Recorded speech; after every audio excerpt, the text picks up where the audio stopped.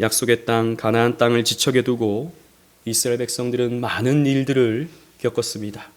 발람의 저주와 바알 부올의 배교라는 우여곡절이 있었지만 하나님의 지키심과 또 비느하스의 정의로운 창으로 인해서 시험을 이겨가고 시험을 지나가고 모압 땅 시딤의 진을 치게 되었습니다.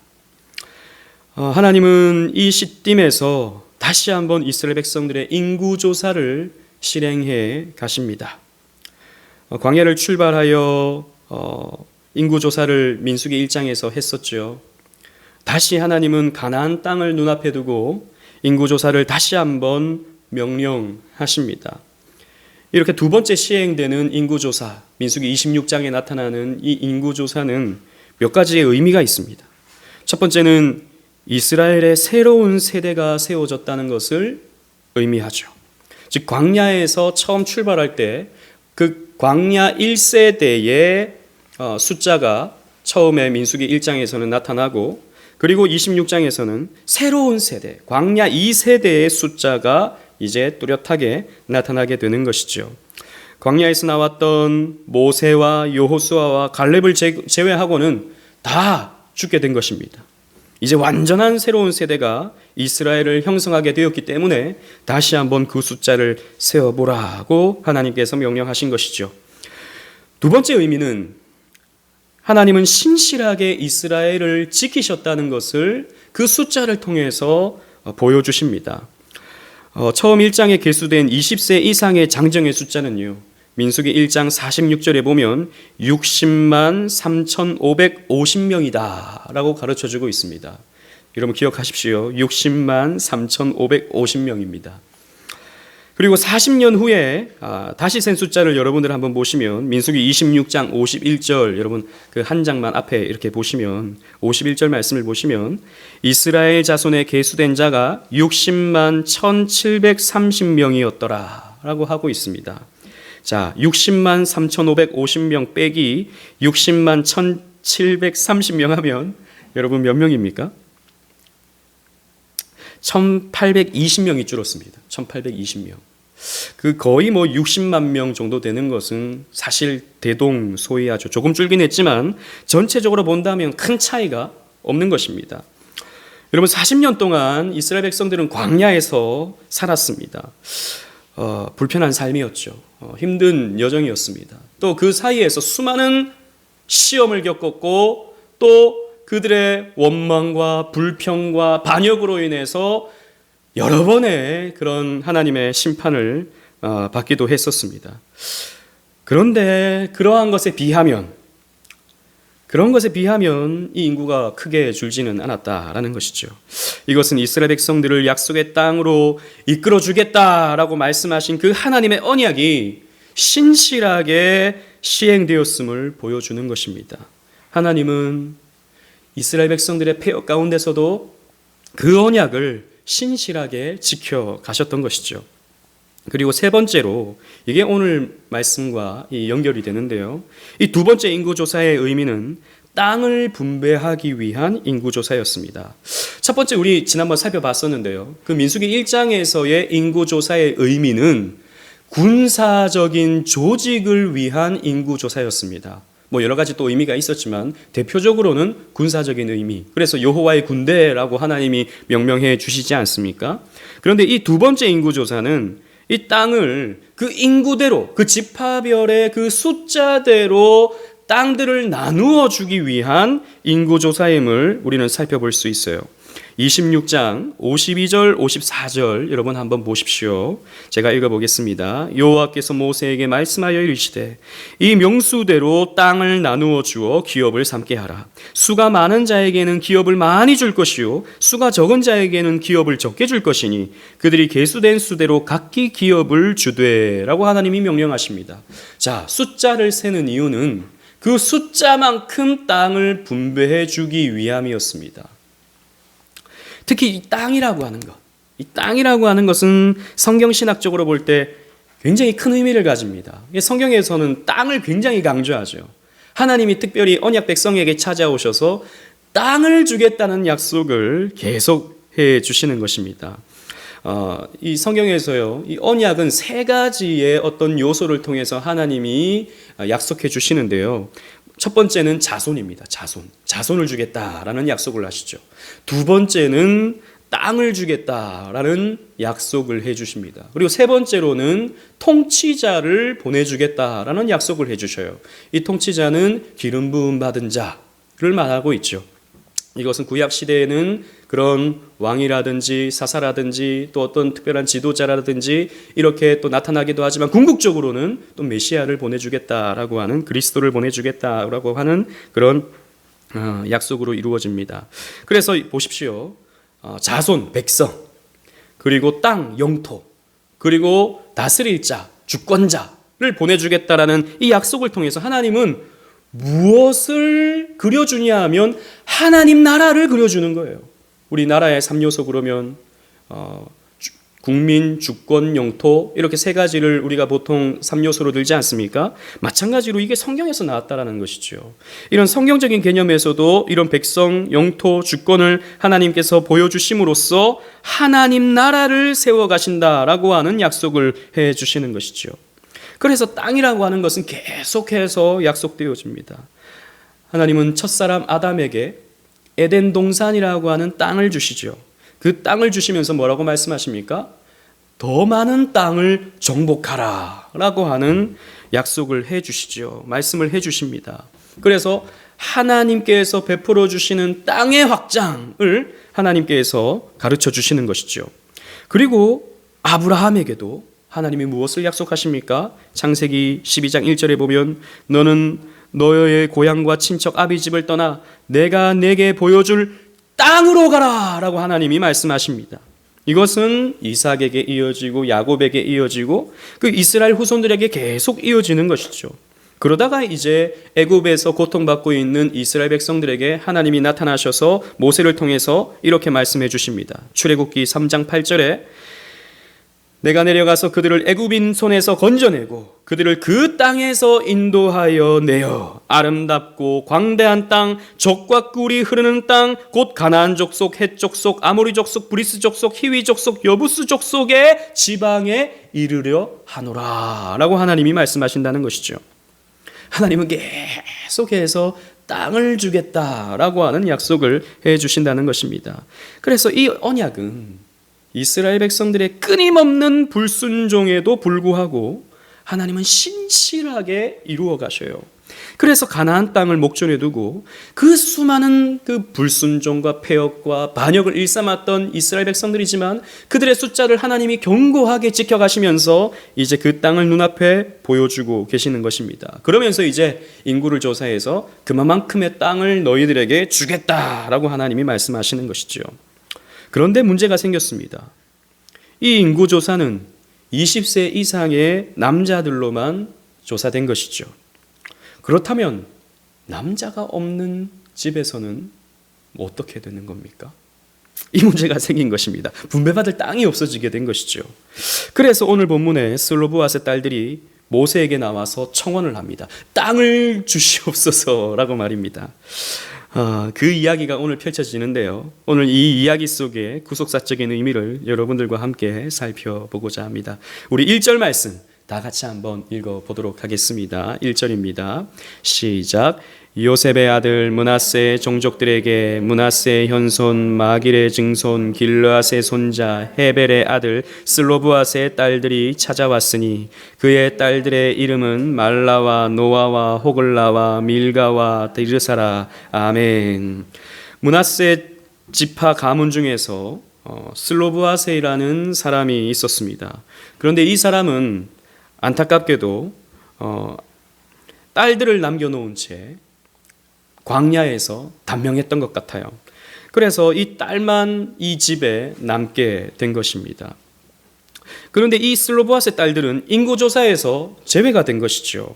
그래서 땅 하나 얻지 못하는 그런 상황이 된 것입니다. 그래서 모세에게 찾아갑니다. 당시 정황을 보면 이 딸들은 아직 시집을 가지 않았던 것 같아요. 그러므로 봤을 때 그 시대적인 배경으로 봤을 때 아무리 나이가 많아도 20대 초반입니다. 아무리 나이가 많아도 혹은 10대 중반 정도 되는 것이죠. 이런 젊은 여자들이 어떻게 보면 청소년이죠. 이런 젊은 여자들이 120세의 모세를 찾아가는 것입니다. 여러분, 이게 그냥 우리가 성경을 읽으니까 뭐 그럴 수 있겠거니 생각하지만 이것은 굉장히 어려운 일이었습니다. 여러분, 그 200만 명이나 되는 그 사람의 지도자 모세를 만난다고 하는 것은 쉽지 않은 일이었어요. 게다가 당시 상황이 그랬습니다. 차별을 받고 소외되고 있는 이런 어린 여자들이 모세를 만난다라고 하는 것은 쉬운 일이 아니었던 것입니다. 왜냐하면 그 시대의 상황은 여성이 소외되는 시대였기 때문이죠. 족보에 들어가지도 못했고 제사는 여자에게 상속되지 않았습니다. 율법도요, 여자들에게는 쉽게 가르쳐지지도 않았어요. 그리고 어떤 참정권이나 의결권도 없는 상황이었습니다. 뭐 성경이 그것을 장려하거나 그러지 않습니다. 성경은 그것을 정당하다고 말하지도 않아요. 다만 그 현실을 성경은 그대로 보여주는 것이죠. 이러한 현실 속에서 이 젊은 여인들은 당당히 모세를 찾아갑니다. 이런 본문 3절 4절을 한번 읽어보도록 하겠습니다. 3절 4절, 제가 3절을 읽고 여러분들이 4절을 읽겠습니다. 우리 아버지가 광야에서 죽었으나 여호와를 거슬러 모인 고라의 무리에 들지 아니하고 자기 죄로 죽었고 아들이 없나이다. 시작. 어찌하여 아들이 없다고 우리 아버지의 이름이 그 종족 중에서 삭제되리이까? 우리 아버지의 형제 중에서 우리에게 기업을 주소서 하매. 자, 보십시오. 이 여인들이 모세에게 이렇게 말하는 것입니다. 우리 아버지는 반역에 가담한 일이 없다. 고라당이 그렇게 반역을 할 때 우리 아버지가 거기에 반역을 한 것이 아니다. 그래서 우리가 그 땅을 받음에 있어서 어떤 죄의 문제는 해당하지 않는다라는 것입니다. 다만 우리 아버지가 광야에서 죽은 것은 모든 사람이 갖고 있는 그런 죄로 죄의 결과로서 죽었을 뿐이지 어떤 특별한 반역이라든지 특별한 죄가 있어서 죽은 것이 아니기 때문에 우리 가문에는 흠이 없다라고 말하고 있다는 것이죠. 그런데 어찌 우리 아버지의 이름이 이런 흘러가고 있는 구속사의 흐름 속에서 삭제될 수 있는가라고 하는 질문을 던지고 있는 것이죠.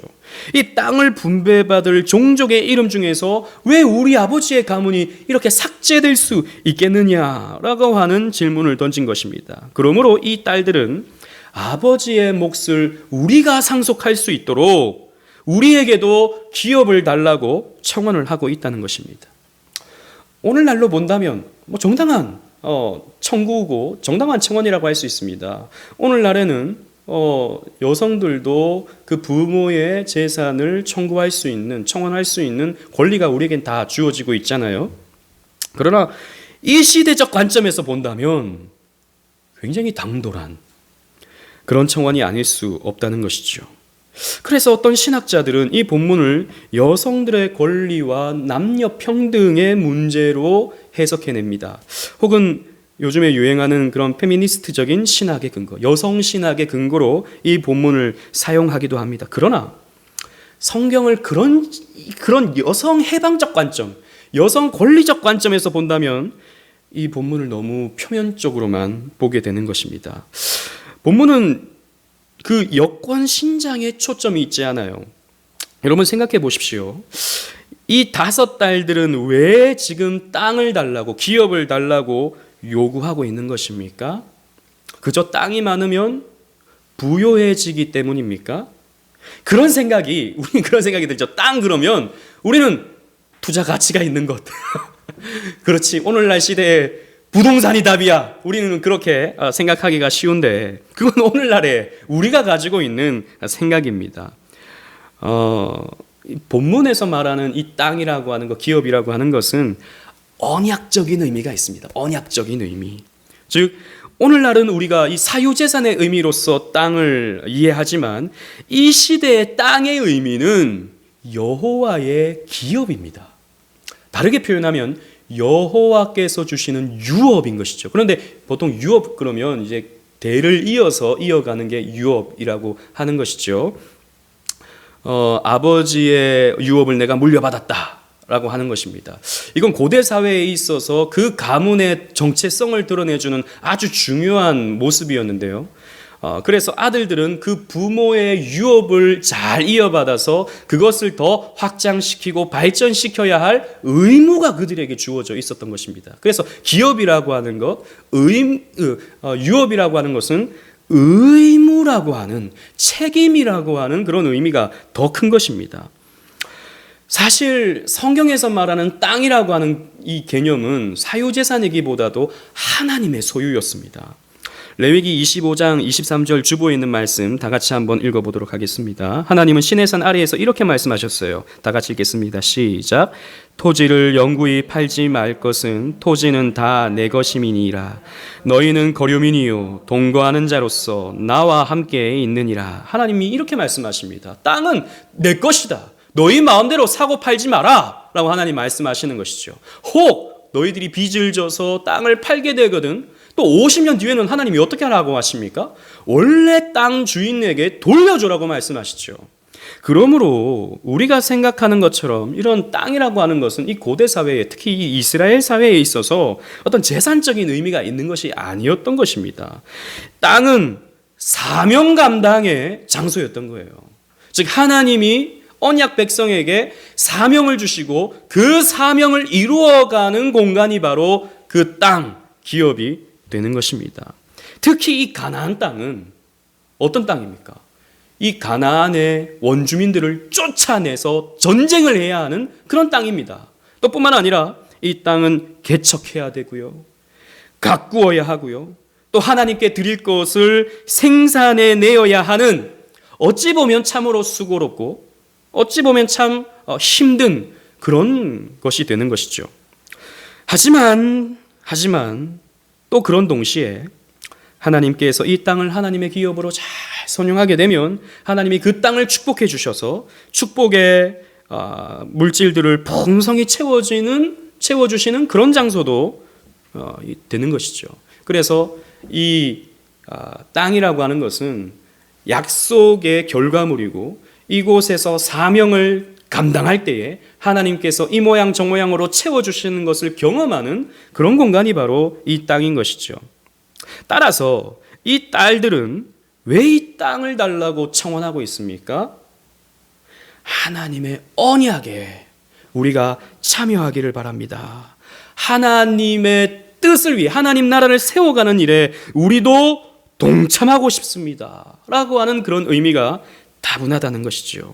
그저 어떤 우리의 권리, 우리의 재산권 이런 것이 아니라 하나님의 언약에, 하나님의 약속에, 하나님의 그 나라에 우리도 참여하고 싶은, 거기에서 또 하나님이 내려주시는 축복을 받아 누리고 싶은 마음이 이 딸들에게 있었던 것입니다. 그래서 이 이야기를 통해서, 이 앞부분의 이야기를 통해서 우리는 몇 가지의 진리를 발견할 수 있는데요. 그것은 첫 번째로 하나님의 언약은 누구에게나 차별 없이 적용되어진다라는 것입니다. 당시에는 남녀 차별이라는 것이 엄연히 존재하던 시대였습니다. 사실 아버지를 잃은 이 어린 딸들은 그 시대적 관점에서 본다면 고아와 같은 거예요. 그 시대적 관점에서 본다면. 그래서 누구도 주목하지 않는 소외된 사람들이 이 슬로보앗의 딸들이었습니다. 그런데 하나님의 언약이 이 슬로보앗의 딸들을 통해서 성취되고 있는 것입니다. 하나님의 언약은 누구에게나 차별이 없다라고 하는 것을 보여주고 있는 것이죠. 이것이 언약의 특징이고 복음의 특징입니다. 그래서 신약시대에 골로새서 3장 11절에 바울은 이렇게 말해주고 있습니다. 여러분 주보를 보시고 다 같이 읽겠습니다. 시작. 거기에는 헬라인이나 유대인이나 헬라파나 무알레파나 야만인이나 스구다이아이나 종이나 자유인이 차별이 있을 수 없나니 오직 그리스도는 만유시요 만유 안에 계시니라. 아멘. 하나님의 이 언약은, 하나님의 이 복음은 그 어떤 누구에게도 차별이 없다라는 것입니다. 헬라인이나 유대인이나 할레파나 무할레파나 야만인이나 스구디아인이나 아무런 상관이 없다라는 것입니다. 누구나 인간이라면 누구나 하나님께 나아갈 수 있고 하나님으로 말미암아 구원받을 수 있고 하나님의 축복에 동참할 수 있다라고 하는 것을 성경은 우리에게 가르쳐주고 있죠. 그래서 성경에서는 사람을 차별하지 않는 것을 가르쳐주고 있습니다. 누구나 주님 앞에 나와서 청혼할 수 있는 것이죠. 그리고 두 번째로 하나님의 언약은 침노하는 자를 통해서 성취된다는 것입니다. 하나님 나라, 하나님의 이 언약은 침노하는 자를 통해서 성취됩니다. 여러분 그렇죠. 복음을 알게 되면, 여러분들이 복음을 알게 되면 적어도 여러분들의 마음 가운데 부족함은 늘 느껴도 하나님의 그 더 풍성한 은혜 속으로 들어가고 싶은 욕심들이, 그 선한 욕심이죠, 반드시 생겨집니다. 더 알고 싶어지죠. 더 배우고 싶어집니다. 더 열심히 신앙생활해야지라고 하는 마음이 마음속에 들게 되어 있습니다. 적어도 거듭난 사람들은 그런 마음을 다 가지고 있어요. 그러지 못해서 죄송하고, 그러지 못해서 안타깝지, 내가 더 해야 되는데 라고 하는 마음은 누구나 가지고 있다는 것입니다. 은혜를 아는 자는 또 하나님께 더 쓰임받고 싶어지죠. 가만히 있을 수가 없게 되는 것입니다. 그래서 마태복음 11장 12절에 예수님께서 이렇게 말씀하셨습니다. 세례 요한의 때부터 지금까지 천국은 침노를 당하나니 침노하는 자는 빼앗으리라. 이것이 사실 해석에 또 다른 여지가 있습니다. 침노한다라고 하는 것이 어떤 중간태로서도 해석될 수 있는 여지가 있기 때문에 침노를 당한다라고도 볼 수 있다는 것이죠. 그러나 일반적인 어떤 문법적인 개념을 본다면 침노하는 자입니다. 그래서 대부분의 신학자들은 천국은 침노하는 자가 얻게 되는 것이다 라고 해석을 하죠. 무슨 말입니까? 하나님 나라는, 하나님 나라의 그 귀함을 알고 그 하나님 나라에 들어가기 위해서 애쓰고 청원하고 앞으로 나아가는 자를 통해서 하나님 나라가 이루어진다라고 하는 것을 가르쳐주는 말씀이 이 말씀이다라는 것이죠. 이 슬로브앗의 딸들은 여러분 잘 보십시오. 가만히 있지 않았어요. 아버지가 원래 받았어야 할 그 기업을 우리라도 받아서 이어가겠다라고 하는 그 선한 욕심이 이 슬로브앗의 딸들에게 있었던 것입니다. 사실 근데 여러분 생각해 보십시오. 이 딸들도 나중에 나이가 차서 다른 가문에 시집 가면 그걸로 끝입니다. 그 시대적 관점에서 본다면. 또 다른 지파에 시집 가면 또 거기에서 나름대로의 기업을 받을 수 있어요.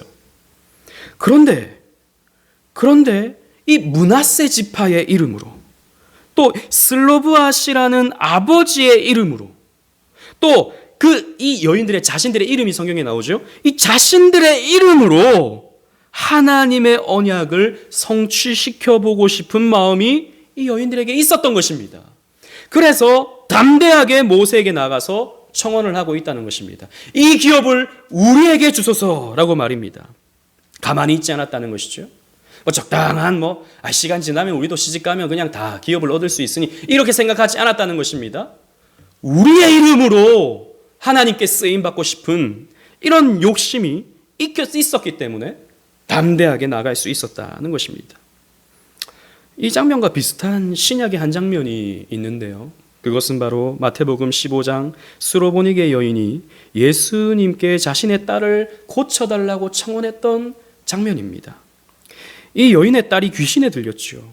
그런데 이 여인은 유대인이 아니었습니다. 이방인이었습니다.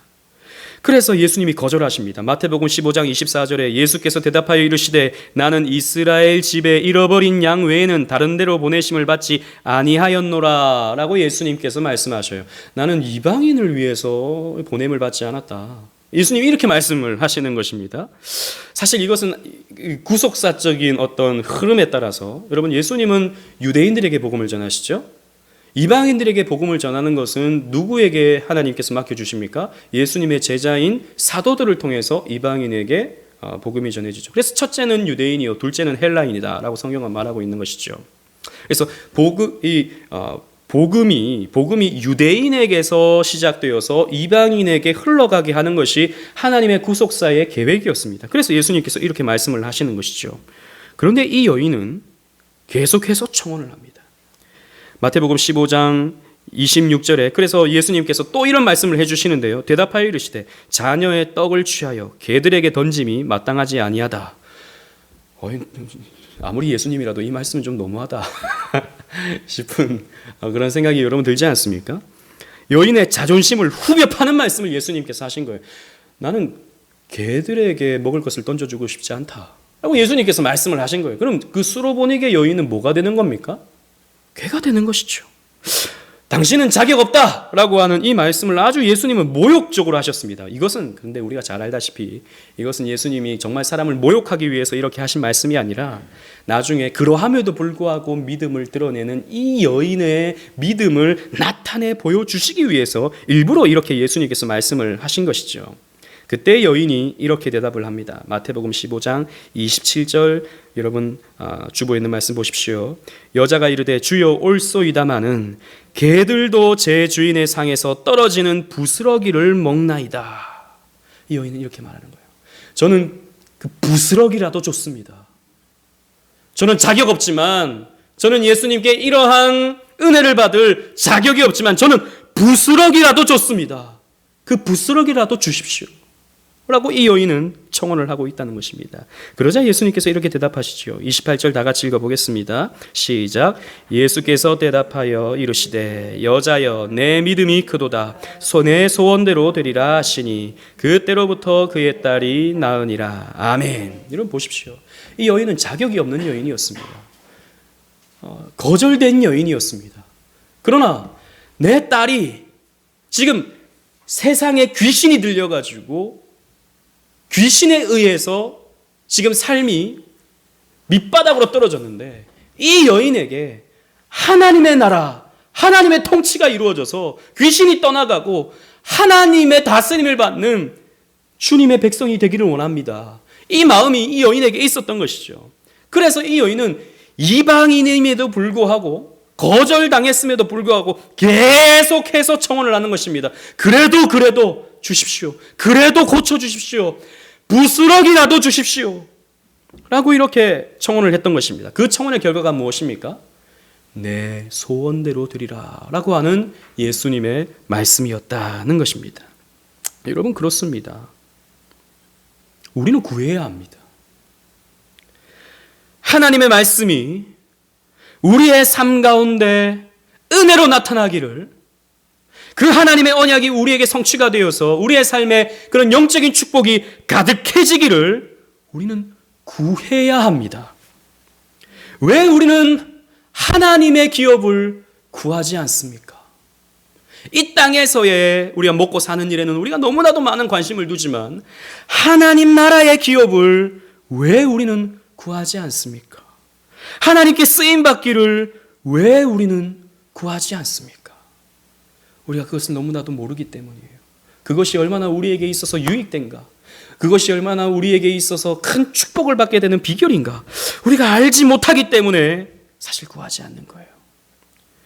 그런데 우리가 또 이런 마음이 있을 수 있습니다. 그거는 그렇게 하나님께 쓰임받는 것은 어떤 믿음 좋은 사람들이나 하는 것이지 나는 자격이 없어. 우리 그렇게 말할 수 있는데요, 그런 말 하지 말라라는 것입니다. 오늘 본문의 말씀에 의하면 나는 돈이 없다고, 나는 나이가 적다고, 혹은 나이가 많다고, 나는 학벌이 없다고, 지식이 없다고, 교회 나온 지 얼마 되지 않았다고, 우리는 하나님께 나아가지 않을 만한 이유를 찾는 데는 도사들입니다. 정말 그렇습니다. 부족함이 많아서요. 성경은 우리에게 그런 것을 말하지 않습니다. 그런 것이 문제가 되지 않는다고 말씀하고 있다는 것이죠. 하나님은 우리의 약함과 우리의 부족함을 다 덮어내시고 그것을 상쇄해낼 수 있는 위대한 능력이 있으신 하나님이십니다. 여러분, 우리는 그의 나라와 그의 의를 구해야 돼요. 예수님께서 그것을 우리에게 말씀하시지 않습니까? 그의 나라와 그의 의를 구해라. 먹고 사는 거 그런 거 구하지 말고 그의 나라와 하나님 나라와 그 하나님의 그 언약이 나에게 성취되게 해달라고 그런 것을 구해라. 구하라, 찾으라, 두드리라. 우리 주님께서 그렇게 말씀하시지 않으셨습니까? 그런데 우리는 정작 구해야 할 것은 구하지 않고 그냥 이방인들이 구하는 것만 우리는 구하기에 바쁘다는 것입니다. 무엇을 먹을까? 무엇을 입을까? 앞으로 내가 어떻게 살아갈까? 이것만 구하고 있으니까 정말 이 세상을 살아가는 하나님 백성으로서의 평안과 기쁨과 만족은 누리지 못하고 여전히 세상 사람들과 똑같은 그런 비교의식과 또 거기에서 생겨나는 이런 허전함과 여러 가지의 고민들로 우리의 마음이 채워지는 것입니다. 여러분, 우리는 하나님 나라를 살라고 하나님이 우리를 구원해 주신 거예요. 하나님 나라에서 쓰임 받으라고 하나님이 우리를 구원해 주신 것이죠. 우리는 그 사실을 우리는 잊지 말아야 됩니다. 우리의 마음이 어떠한가가 중요하지, 우리의 외적인 됨됨이는 하나님에게 전혀 중요하지 않아요. 사실 위대하게 쓰임받았던 많은 사람들은 다 약점이 많았던 사람들이었습니다.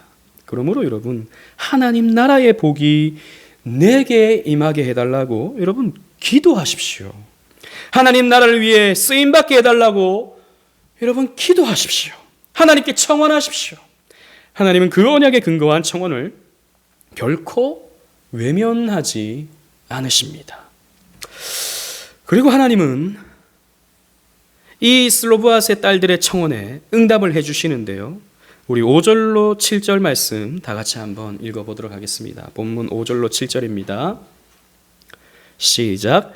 모세가 그 사연을 여호와께 아뢰니라. 여호와께서 모세에게 말씀하여 이르시되 슬로브앗의 딸들의 말이 옳으니 너는 반드시 그들의 아버지의 형제 중에서 그들에게 기업을 주어 받게 하되 그들의 아버지의 기업을 그들에게 돌릴지니라. 아멘. 모세가 하나님께 나아가 기도했습니다. 이 슬로브앗의 딸들의 청원을 가지고 하나님께 나아갔습니다. 모세는 이 어린 여인들의 청원을 하찮게 생각하지 않았어요. 당시 중보의 역할을 했던 모세는 마치 예수님처럼 소외되고 약한 이들의 청원을 하나님께 정성껏 잘 전달해 주었습니다. 이렇게 볼 때 모세는 정말 예수님을 예표해 주는 인물로 쓰임을 받게 된 것이죠. 이 청원을 하나님께서 들으시고 응답을 해주셨습니다. 슬로브앗의 딸들의 말이 옳다라고 말입니다. 그러면서 반드시 그들에게 기업을 주어서 받게 하라고 명령을 해주십니다. 여기에서 반드시라는 말과 주어라는 말이 히브리어로 똑같은 단어입니다. 나탄이라는 말입니다. 이 동사를 2번 반복해요. 그러니까 나타나고 나타나라라고 하나님이 말씀하시는 것이죠. 그래서 반드시 주어라라고 우리말에 번역을 해놓은 것입니다. 하나님은 반드시 이 청원에 따라서 땅을 주겠다라고 말씀을 해주시는 것이죠. 그러면서 최종적으로 11절에 그의 아버지의 형제도 없으면 그의 기업을 가장 가까운 친족에게 주어 받게 할지니라 하고 나 여호와가 너 모세에게 명령한 대로 이스라엘 자손에게 판결 규례가 되게 할지니라 라고 하나님이 말씀을 해주셔요. 즉 딸들이 없으면 그 아버지의 다른 형제에게, 그 아버지의 다른 형제도 없으면 그 할아버지의 다른 형제에게 그 몫이 돌아갈 수 있도록 그렇게 하라고 하나님이 명령을 해주시고 이것이 앞으로의 판결 규례가 되게 하라. 하나님이 특별법까지 제정을 해주신 것입니다. 그래서 대대에 미치는 이스라엘의 법이 된 것이죠. 하나님은 아주 신속하게 또 아주 강력하게 답을 해주셨습니다. 왜 하나님이 이렇게 하셨을까요? 왜 이 슬로브앗의 딸들의 청원에 하나님은 즉각적으로 응답을 해 주셨겠습니까? 그것은 하나님이 이미 당신의 말씀으로 언약해 주셨기 때문입니다. 이들 조상에게 땅을 주겠다고 이미 하나님께서 말씀을 해 주셨기 때문이죠. 또 이 조상들의 후손들에게 이 땅을, 가나안 땅을 주겠다고 하나님은 여러 차례 언약을 해 주셨기 때문입니다. 앞에서도 우리가 말씀을 나누었던 것처럼 하나님의 언약의 말씀은 하나도 땅에 떨어지지 아니하고 반드시 성취되시는 하나님의 언약이기 때문입니다.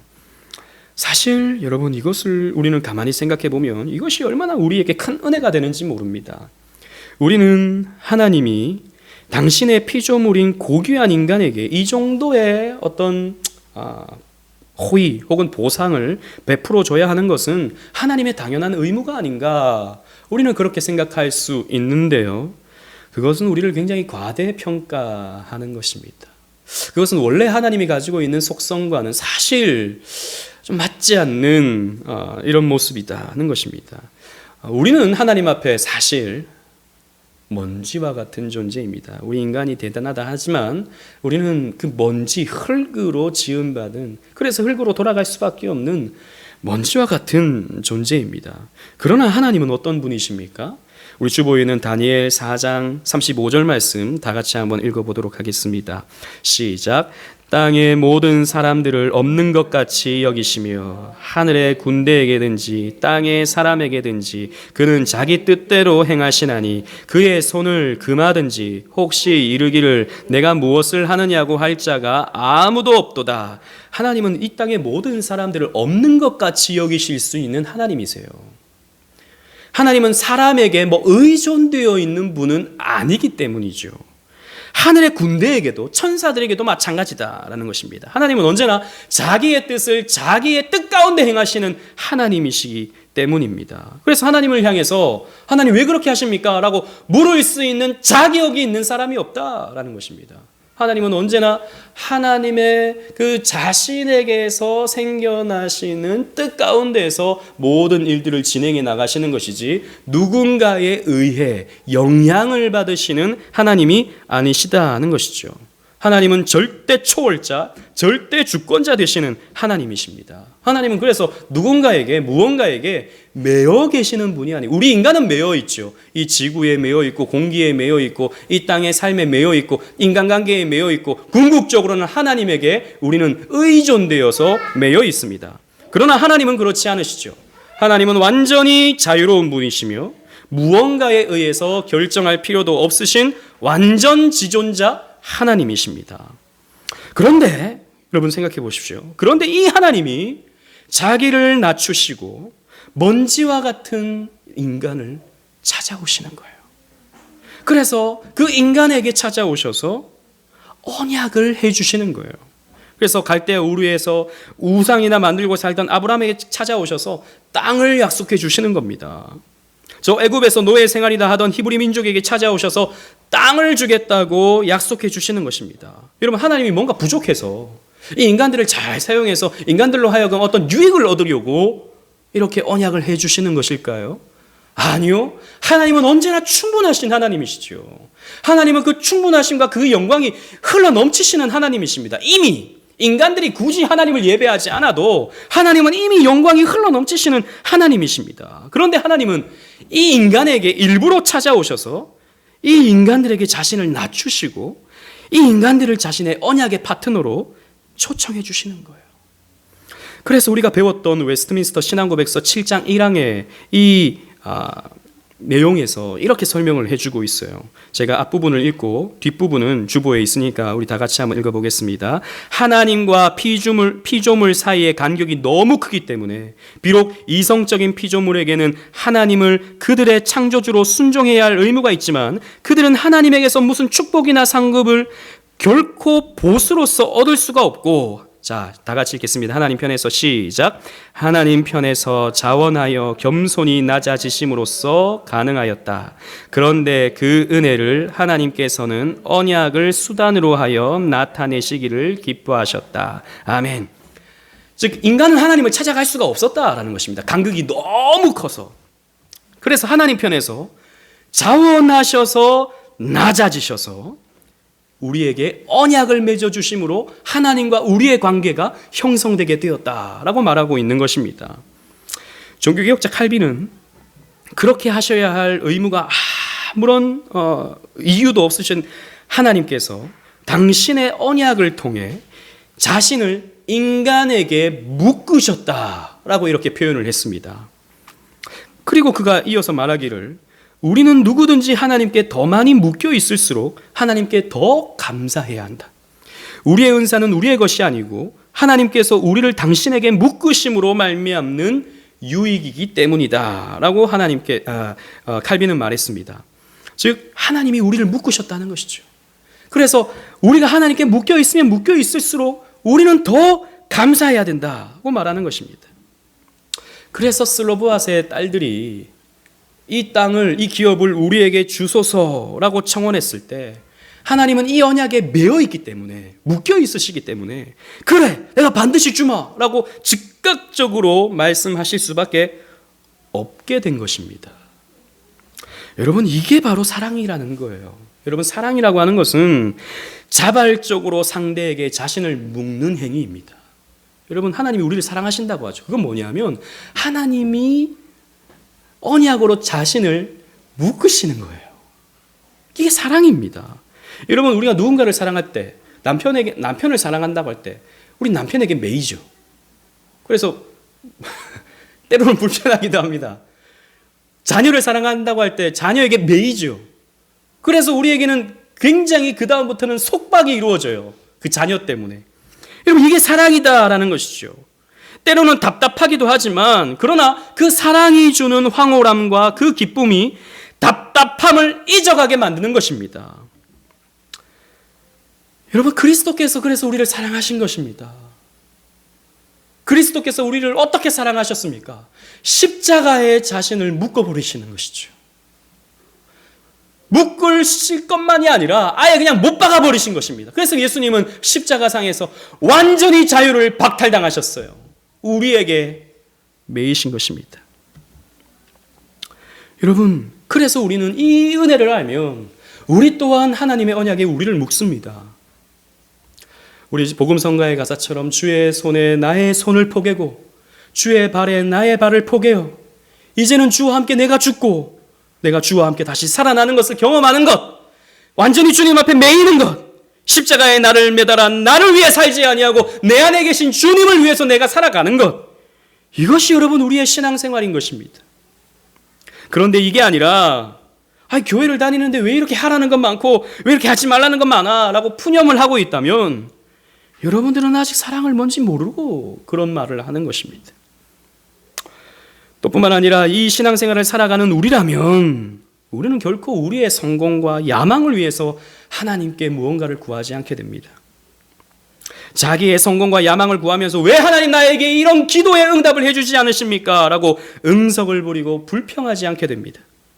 그저 주인의 상에서 떨어지는 부스럭이라도 저에게는 감사합니다 라는 마음을 가지고 고백하며 주님 앞에 나아가게 될 뿐입니다.